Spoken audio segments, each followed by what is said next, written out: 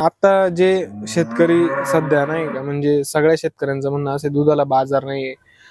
प्रत्येक गोष्ट म्हणजे सगळे गाय संगोपन पूर्ण लॉस मध्ये चाललंय. हो. यावर तुमचं छोटस काय मत आता आहे? याच्यात बाजारचं काय आपल्या हातात नाही मार्केटिंगचं, परंतु एकच आपल्या हातामध्ये असं आहे का आपण ब्रीड वर जर काम केलं तर आपण कसं पूर्वी 10 लिटर 15 लिटर गाय दूध देत होती, त्या गायचं आज जर ब्रीडिंग वर काम केलं तर तीच गाय आपली गोठ्यातली 35 40 30 लिटर अशी दूध देते.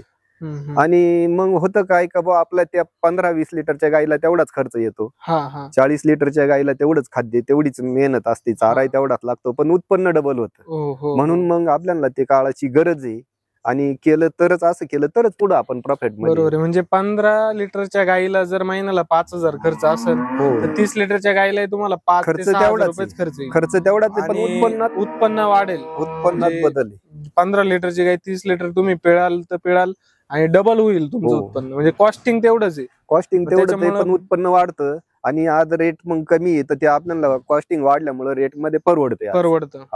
म्हणजे त्या रेट मध्ये जर आपल्याकडे 30 लिटरची गाय असेल तरी आपल्याला तेवढ्याच कॉस्टिंग मध्ये तेवढाच त्याचा खर्च तेवढाच होतो आणि त्याच्यात दूध वाढल्यामुळे आपल्याला ते उत्पादन परवडतं.